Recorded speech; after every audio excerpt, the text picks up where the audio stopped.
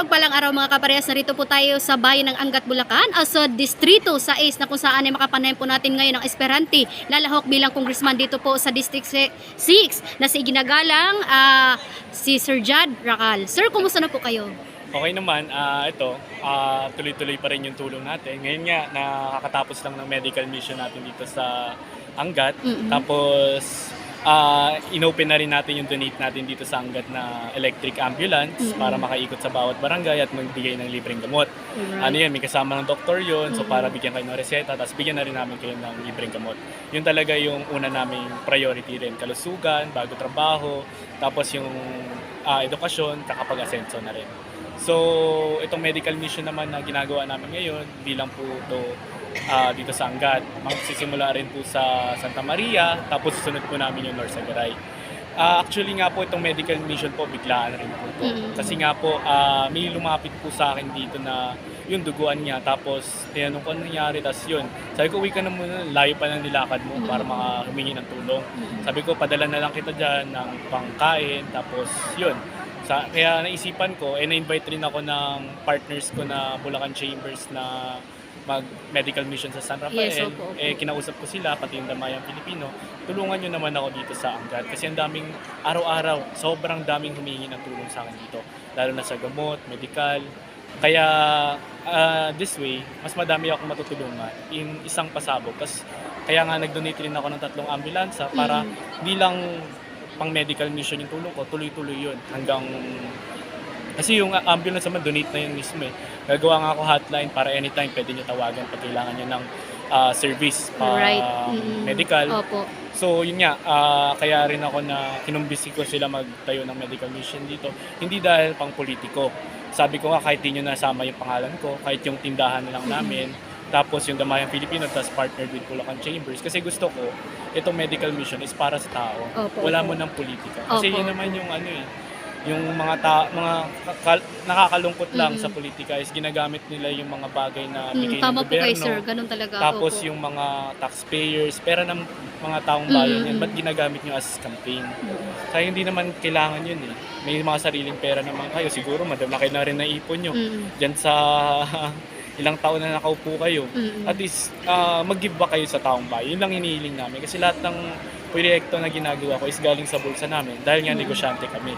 Wala pa akong bahid ng politika. Yun ang kagandahan nun. Ang hangarin lang talaga namin, since 2012, batang-bata pa ako, nagbibigay na kami ng relief goods sa lahat ng mga nasalanta. Tuloy-tuloy yun. Nung pandemic nga, worth 5 million. Food packs. Okay. Nasa puso at nasa pamilya talaga niyo, sir, ang pagtulong sa mamamayan. Oo, walang kasi actually, ito lang, to inform you guys. Opo. Tatay ko, dati lang siyang jeepney driver. Dati nga, ilang kilometro yung nilalakad niya para makapasok sa eskwelahan. Kaya ngayon, sa sobrang sipag ng tatay ko, napalaki niya yung negosyo niya. Tapos ngayon, gusto niya mag-give back rin yung blessing na natanggap namin sa Panginoon. Kaya in this way, at least kahit hindi man lang ako palarin or at least makain ng taong bayan yung binibigay namin. Ang kagandahan lang talaga dito is kaya damang-dama ng mga tao yung kasi galing sa sarili naming bulsa. Alright. Kaya nga sabi ko sa mga tao, huwag kayong mag-thank you sa bigay ng mga taong galing rin sa bulsa ng taong bayan. Thank you kayo sa mga negosyante, di lang sa negosyante, or yung mga pera or donation galing sa sariling bulsa ng mga mababait na, kaya yung gusto talaga tumulong. Yun ang kaibahan dun eh.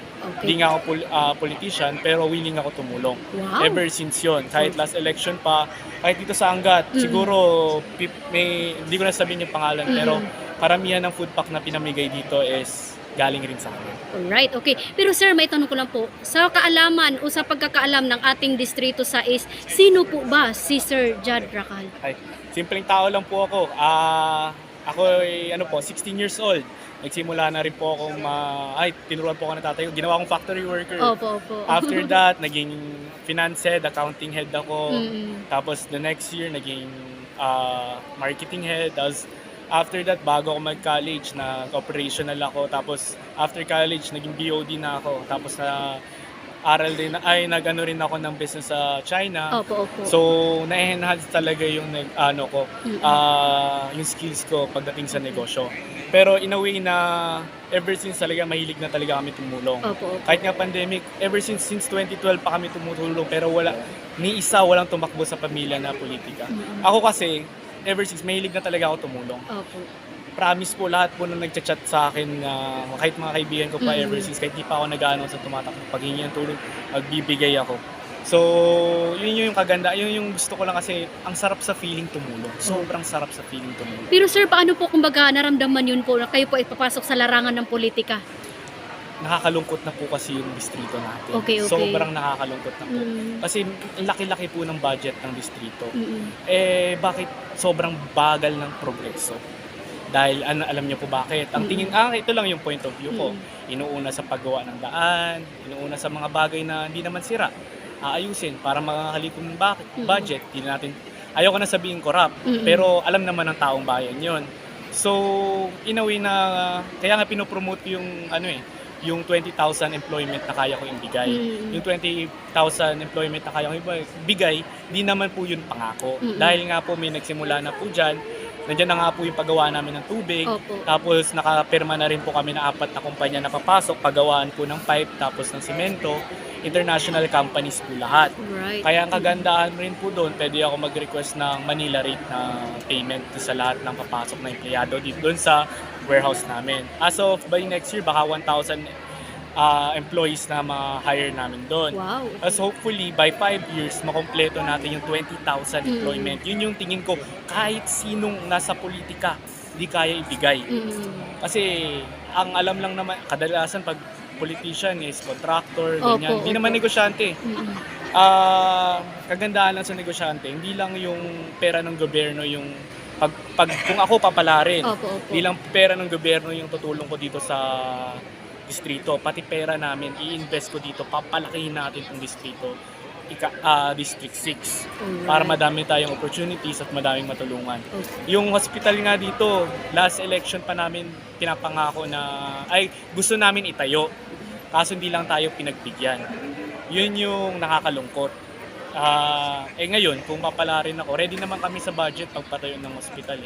So, hindi lang yun. May nakausap na rin ako na mga Chinese na partners ko na magtayo rin ng either college or university dito sa District 6. Para hindi natin po tayo lumayo. Dapat nga pinapaunlad po natin yung distrito natin. Hindi yung pinupush pa natin sila bumiyahe pa ng Maynila para magtrabaho, para maghanap ng edukasyon. At pinapaganda po natin yung distrito natin. Every year, may budget na natatanggap ang gobyerno. Sana pupunta yon. So yun yung gusto namin linisin at ayusin. Ang kagandahan lang rin po, wala naman po akong ambisyon talaga sa politika. Ang gusto ko lang talagang serbisyo is tumulong sa kapwa. Sobrang simple po. Yun lang po yung hangarin ko po. Okay, pero sir, sa nabanggit nyo kanina regarding sa mga priority, trabaho o inikahin pang mga programa ihandog nyo po sa ating distrito. So ano pa po ang karagdagan nyo pong priority sa pag-unlad ng ating distrito? Yung tamang management talaga ng distrito. Kasi ang dami kasi... So parang transparency kung tawagin natin. Kasi yung tingin ko naman dito sa distrito kulang lang talaga sa Yung iba kasi ginagawa ng negosyo yung politika. Yun ang nakakalungkot. Dapat, public servant ka . Yes, You are there to help the people. You are not there to karang gain kanyari, yung taxpayer ng bayan. Paano mo nasisikmura para ibulsa yun? Yun yung nakakalungkot . Kasi kung nagagamit lang ng tama yung mga pondo, hindi dapat ganito yung distrito.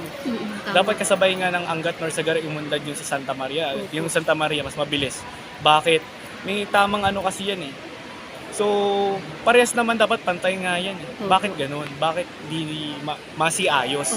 So, ano yung problema? Yun yung gusto namin iparating. Yun yung gusto namin rin ayusin. Kaya nga, ang una talaga namin, yung medical. Kaya nga gusto ko magpatayo ng hospital. Yung trabaho, bakit? Gusto ko turuan lahat ng tao na hindi na umasa sa ayuda. Yung ayuda nyo, bakit? Next week, wala na yan. Hintay na naman kayo 3 taon. Yes, opo, sir. Yung trabaho na bibigay ko, kahit di na ako naupo, sunod na henerasyon para anak ng anak nyo. Pwede kayo umunlad. Pwede pang sabihin natin panghabang buhay yun. Panghabang buhay yung trabaho. Kailangan nyo lang talaga magsumikap. Tingnan mo, tatay ko nga, jeepney driver. Tapos ngayon, tignan mo. Ang dami naming tindahan all over the country. Hindi lang sa Pilipinas, may international company rin kami. So yun yung gusto ko i-inspire yung bawat tao dito sa District 6 na find more opportunities. Kaso walang opportunities dito sa District 6. Bakit? Walang ginagawa eh. Ang ginagawa lang, kalsada. Bakit? Mapapakain ba tayo ng kalsada? Yung tulay. Yung kotse ko nga, hirap dumaan dun eh. So bakit? Lubak sira. Alright, okay. So nakakalungkot lang, Mm. ganun lang. Yung akin lang naman, wala naman akong inahaway, hindi ko naman. Opo. Ako nga inaatake. Pero nasa kanila na yun. Basta sa akin lang is tuloy-tuloy ako, hindi ako titigil. Bahala na. Basta at least madami ako natulungan. Alright. So, ibig sabihin, Sir Chad, welcome at kumbaga open po kayo sa lahat ng ating Open mga ako sa lahat. kababayan. Wala akong pinipili. Sabi ko nga, kahit di nyo ako boto, basta nakain yung pamigay ko. Tuturuan ko kayo mangisda. Ayoko na kayo yung parang hihingi ng isda. Yung ayuda na yan, dapat di kayo nagti-thank you dyan eh. Dapat humingi pa kayo. Bakit? Pera nyo yan eh. So yun yung difference eh. Okay. Mag-thank you kayo sa akin pag pera ko sarili yung Opo. papamigay sa inyo. Kasi yun yung, alam yung sobrang sarap sa pakiramdam. Kaya gusto ko rin yun. Ito, pag sinunod nyo lang po yung plataforma ko, Opo. yung trabaho sa lahat, pag nasenso natin yung distrito, Opo. promise po, within 10 years or 6 years, siguro, di na kayo maghingi ng ayuda para tayong sa ibang bansa na lahat nag-check na lang ng plataforma. Kahit di ako tumakbo, gusto ko piliin nyo yung tamang leader na yung tingin nyo makakatulong sa distrito. Hindi yung mangungurap lang sa distrito. Yun ang, kaya hindi umunad eh. Kasi yung iba, tumatanggap. Tapos hintay naman ng sunod taon. Eh di, iboto nyo na yung alam nyo makatulong sa distrito para sunod-sunod na henerasyon matulungan. Tama po kayo, sir. Alright. Papiliin ko kayo ngayon, trabaho or pera na pang 1 week lang? Or next year, next election na naman kayo? Siyempre, trabaho talaga, sir, ang kailangan ng tao, diba po? Opportunities. Opo. Ang priority ko nga, mag-invite ng investors dito sa District 6. Pagandahin natin to. Palakihin natin yung District 6. Paunlarin pa. Paunlarin natin. Okay. So kung nanonood po ngayon nga po, sir, ang aking katanungan kanina, ulitin ko lang, kung nanonood po ngayon ng ating mga kababayan sa ating distrito, sa SAIS po, ano po ang inyong mensahe o panawagan para sa kanila na kayo po ay subukan at mahalin bilang ating congressman sa ating distrito? Sobrang simple lang po yung gusto kong message sa mga tao. Matatalino po ang taga Bulacan. Actually, ngayon po pa lang po, alam nyo na po dapat talaga kung ano dapat yung para sa distrito. So, nasa inyo na lang po yun. Kasi itong plataforma ko, hindi ito pangako, ginagawa na namin. Yung donate ko nga na ambulance, di ko pa nga pinapangako. In-order ko na.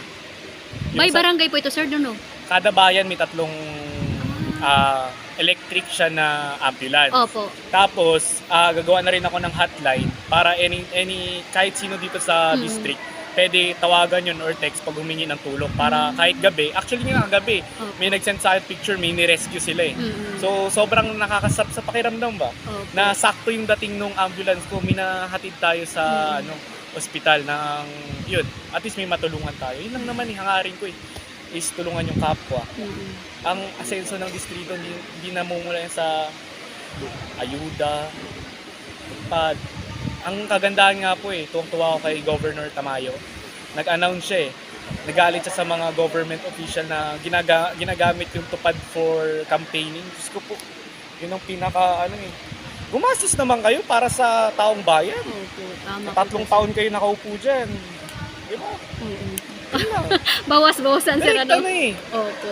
Alright. Kasi at least malaman ng taong bayan talaga. Akin, gusto ko nga lumantad lalo yung aking kalaban na si Kong para madami pa rin kaming dalawa kami matulungan sa buong distrito. Eh kung wala ako, di konti lang yun rin yung mapapamigay. Eh syempre, panalo na rin si Kong.